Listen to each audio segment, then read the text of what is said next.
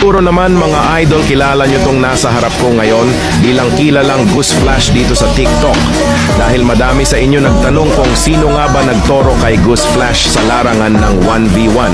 Si Gludo nga ba na may sariling mundo? Or si Sio Wars Goose na bilang isang king of dads dito sa TikTok? Ito na pamasko ko sa iyo, Idol Goose Flash.